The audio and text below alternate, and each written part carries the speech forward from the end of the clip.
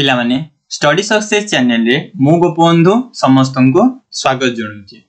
पिला माने आज आमे एही वीडियो रे दिल्ली रे जो सुल्तान माने शासन करुथिले से समय हम भारतर समाज किपरि थिला अर्थात कहबा गले सामाजिक अवस्था किपरि थिला से विषय आमे जानिबा। सुल्तानी जुगर समाज देखो आमे जानिछु जो सुल्तान माने थिले आम भारत रे दीर्घ 300 वर्ष रो ऊर्ध्व काल शासन करिथिले।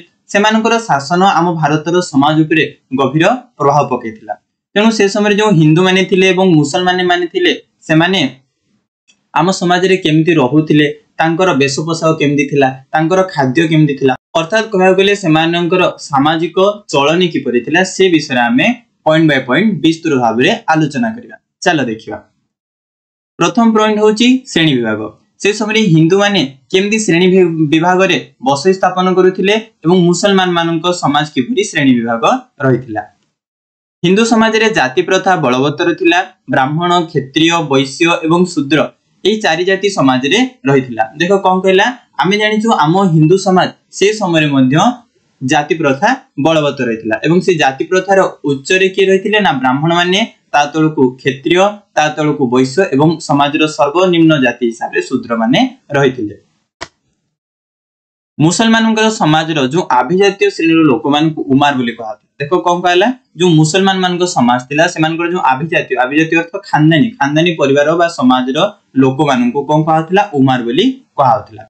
एवं ए मुसलमान आभिजातीय श्रेणी रो ज्ञानी गुणी लोक मानकु उलेमा बोली कहतला। जो मुसलमान माने थिले तांकर ज्ञानी गुणी लोक मानकु कोन कहतला ना उलेमा बोली कहतला।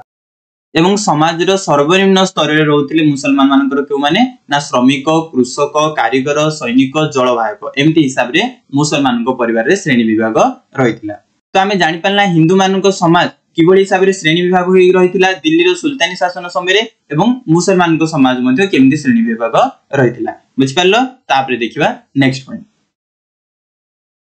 नेक्स्ट पॉइंट होची खाद्य। से समय रे मुसलमान माने कोन खाद्य ग्रहण करुथिले एवं हिंदू माने कोन खाद्य ग्रहण करुथिले से विषय आलोचना करिबा।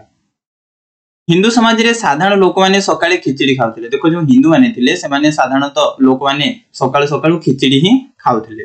तापरे जो दीपर खाद्य थाए अर्थात कहबा गले जो बेला रे जो खाद्य खाउथिले से माने कोन खाउथिले आमे जानिछु साधारण खाद्य हे जो भात, डाली, रोटी, तरकारी ए सब जिंस से माने खाउथिले। को माने हिंदू रो समाज रो लोक माने। आ जदी हिंदू समाज रो जो पर्व परवाणी हैला से माने पूरी, खीरी ए सब जिंस मध्ये तयारी करूथिले। आ जदी कहबा हिंदू समाज रो जो क्षत्रिय बा साम्रांत वंश रो लोक माने से माने मांस मध्ये भक्षण करूथिले। ये थिला हिंदू समाज रो खाद्य पद्धति। चलो देखियो अपनी मुसलमान समाज रो खाद्य पद्धति। मुसलमान ने साधारणतः रोटी और कबाब खाउथिले। जो मुसलमान माने थिले से माने साधारणतः खाद्य तांकर कोन थिला ना रोटी नहले कबाब से माने खाउथिले। ता सहित से माने विभिन्न प्रकार माछ, मांस, अंडा, क्षीर हैला मिठा, आचार विभिन्न जिंस खाद्य मध्ये से माने ग्रहण करूथिले।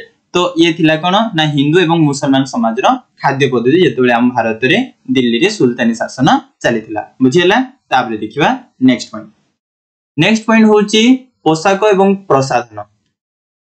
जेतेबेले दिल्ली रे सुल्तानी शासन चलिथिला से समय रे समाज रे लोक माने केउ पोशाक परिधान करथिले एवं तांकर अलंकार कोन थिला से विषय हमें जानिबा।